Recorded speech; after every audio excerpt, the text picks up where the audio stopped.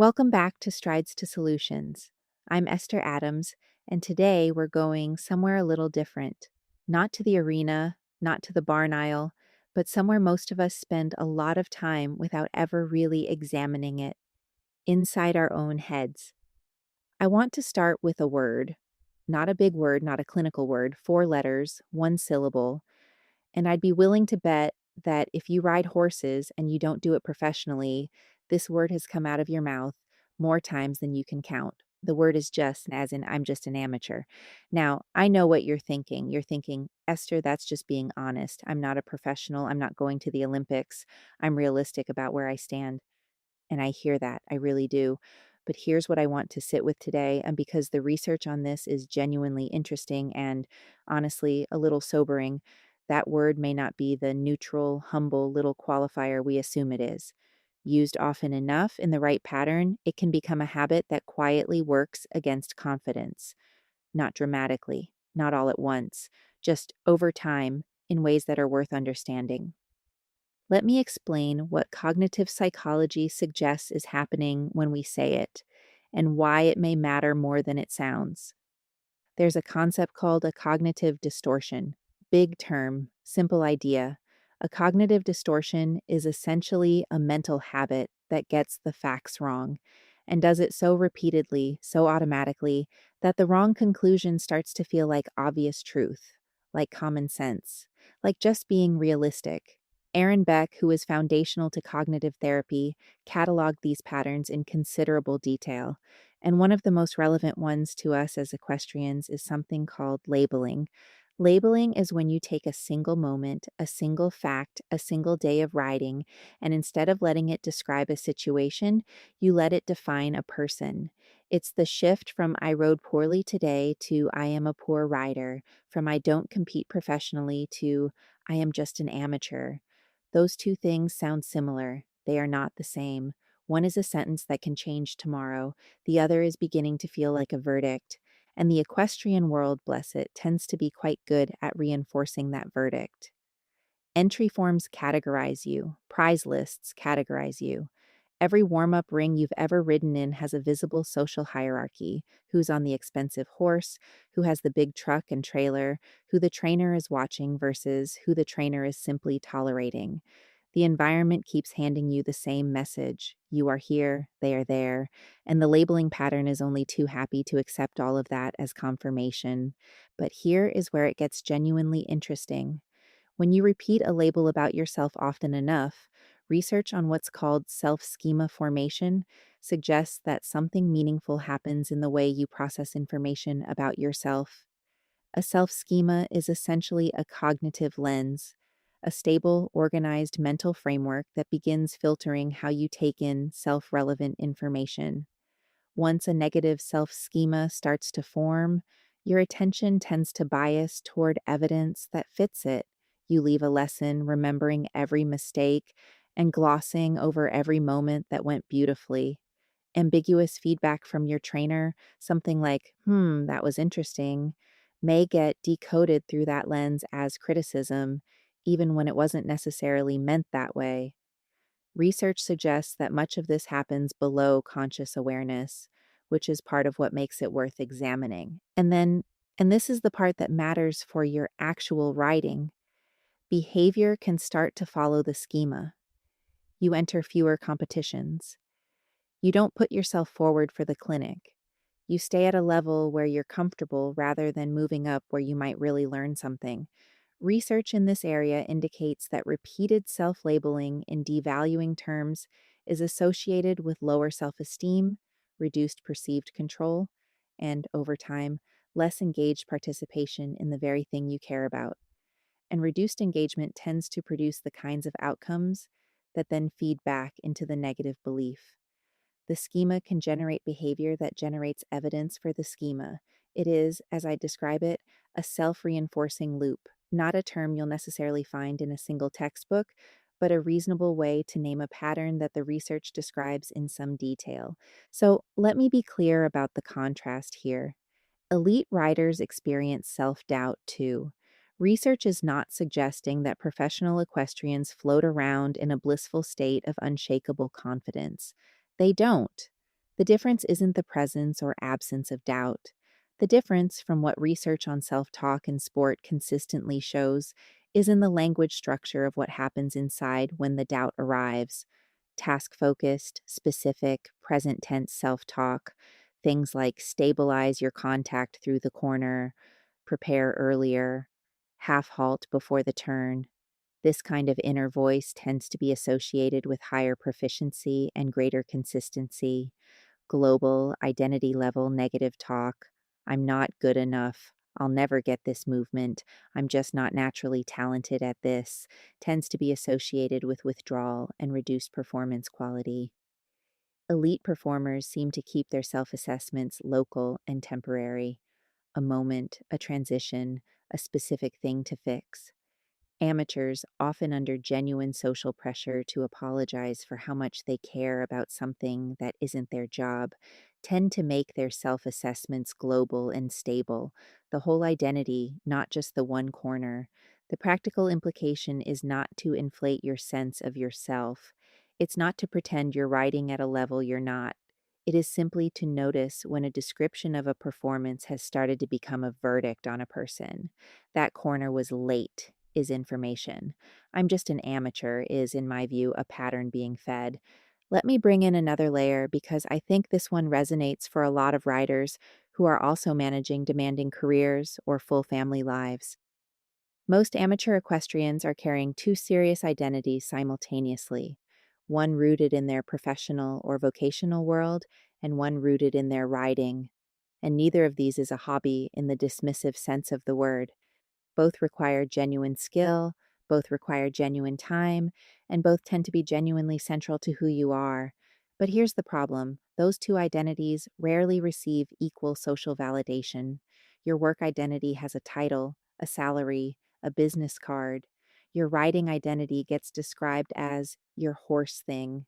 And when the two feel incompatible, when there's no coherent story that holds them together, research on what psychologists call identity dissonance suggests that your brain spends real energy managing the gap between them. And cognitive load, the total amount of mental effort you're carrying at any given moment, is a finite resource. It depletes. When identity negotiation is drawing from it, there tends to be less available for writing well. This, I'd argue, is the experience of arriving at the barn and still being mentally in the board meeting.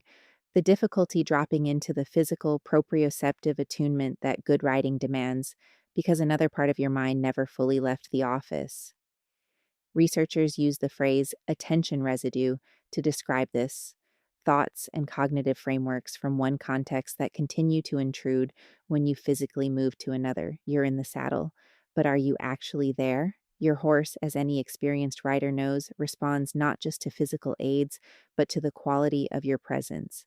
The good news, and there genuinely is good news, is that research on what happens when those identities are brought into better alignment is fairly compelling.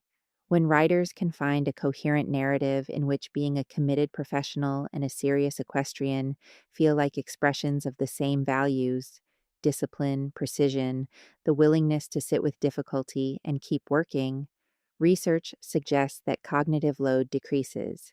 Intrinsic motivation tends to increase, and performance quality can improve. I sometimes think of this as identity harmonization, though I'd offer that framing as my own way of naming the concept rather than a formal clinical term. The underlying idea, drawn from research on identity integration, is that when both parts of you feel legitimate and neither has to apologize for the space it takes, something genuinely useful tends to open up. Now I want to talk about something that I think is one of the more quietly destructive patterns in the amateur equestrian world: social comparison. The process our brains do automatically and constantly, measuring ourselves against the people around us. The problem for amateur equestrians is that the reference group, the people we're unconsciously comparing ourselves to, is often not a structurally fair comparison. Professionals train full time. They ride multiple horses daily. They have financial, logistical, and social support systems built around their riding. Measuring your progress against that standard is a bit like measuring your fitness against a marathon runner while working full time and also raising children. Some researchers have used the phrase superstar effect to describe what tends to happen when you're consistently proximate to someone performing at a dramatically higher level, though I want to note that this is more of a descriptive label drawn from behavioral economics than a precisely defined clinical term. The general finding is that sustained comparison against a standard you cannot realistically match tends to be associated with discouragement rather than inspiration, and in some research contexts, with reduced self belief and, in certain conditions, measurably weaker performance. Though I'd say that last part carefully, it depends considerably on the individual, the context, and what kind of comparison is happening. The nuance that I think is most useful, it is not that you shouldn't watch elite riders. It's about how you watch. When a more advanced performer is experienced as a learning model, someone from whom you can extract specific, applicable information about how to improve, the effect on self belief tends to be more positive. When that same person is experienced as a standard against which your current ability is being found wanting, the effect tends to move in the other direction. The difference is entirely attentional. Are you watching to learn, or are you watching to compare? Most of us, in the social environment of training barns and competitions where comparison is essentially structurally invited, slide toward the latter without making a conscious decision to do so. There's also a concept I want to name that I think a lot of writers will recognize immediately, even if they've never heard the clinical term: imposter syndrome. The persistent, often intense experience of believing you are a fraud, that your accomplishments aren't genuinely deserved, that you've somehow deceived others into overestimating your ability, and that at some point, someone is going to figure that out. Research on where imposter syndrome tends to flourish is fairly specific. It's most strongly predicted in environments that combine visible hierarchy, frequent public evaluation, an emphasis on precision and apparent effortlessness, and inadequate belonging. If you just thought, that sounds like every dressage show I've ever been to, you're not entirely wrong.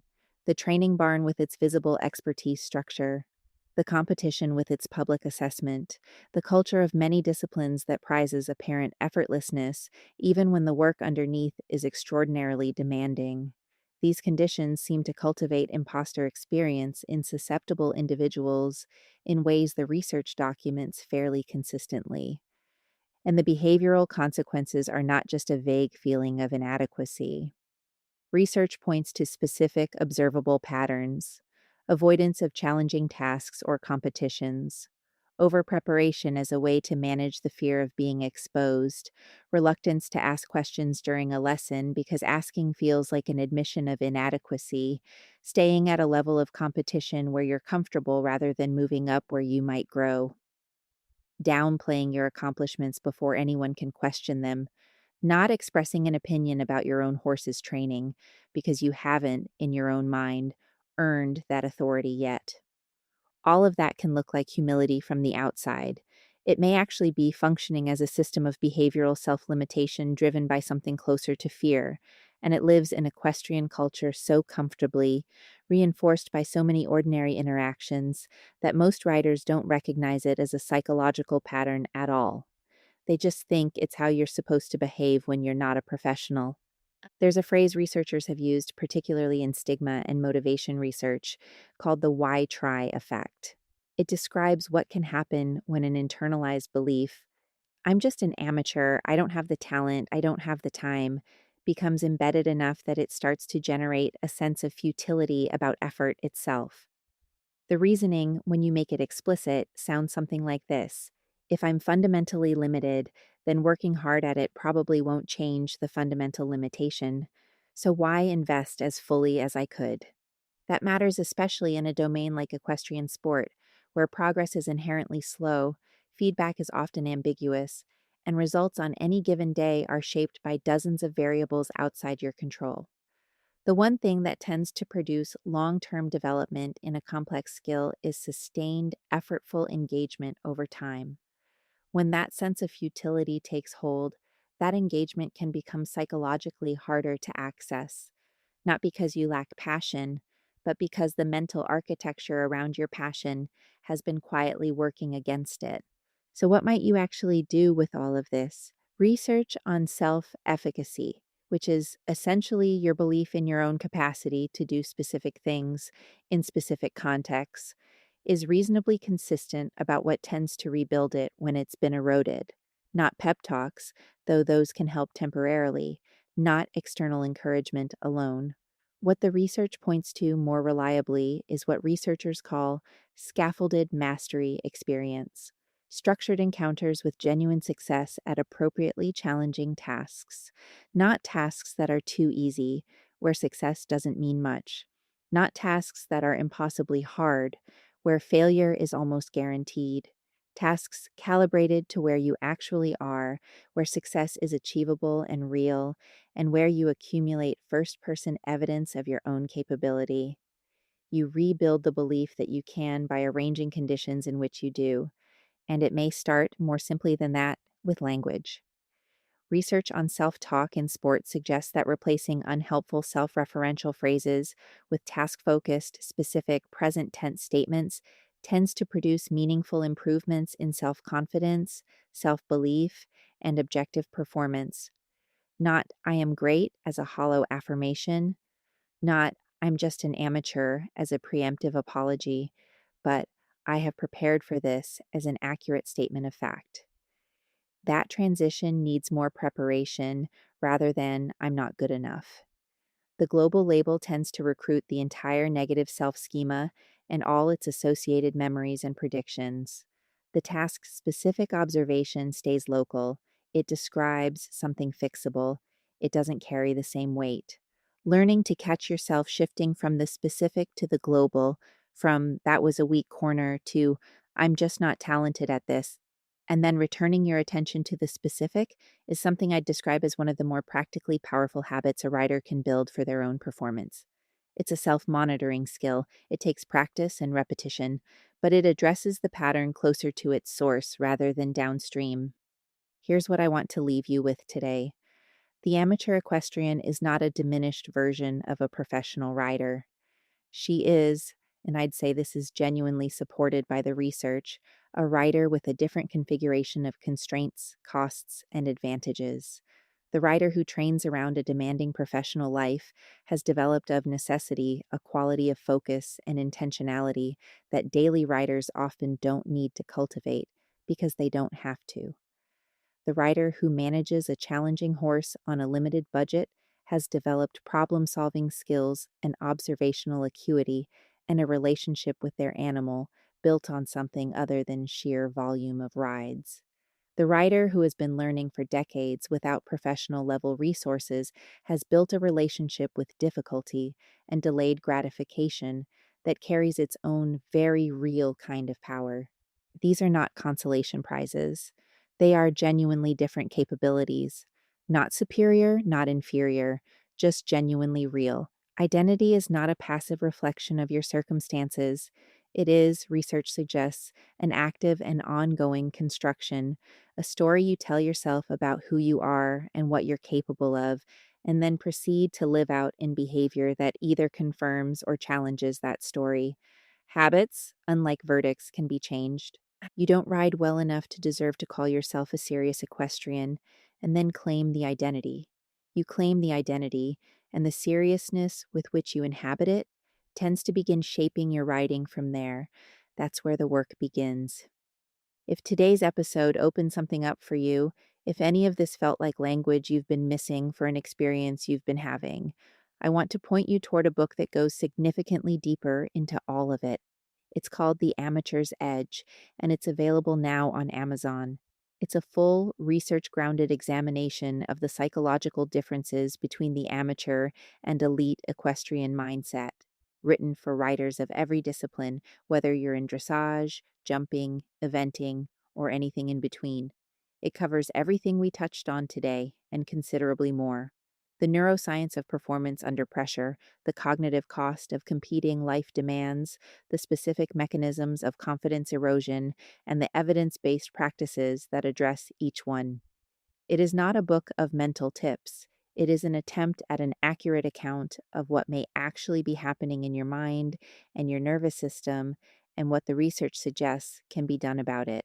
If you're someone who wants to understand your writing from the inside out, that book was written for you. You can find it on Amazon. Just search The Amateur's Edge. Thank you for being here today. I mean that sincerely. Showing up to think this carefully about your own mind and your own writing is not a small thing.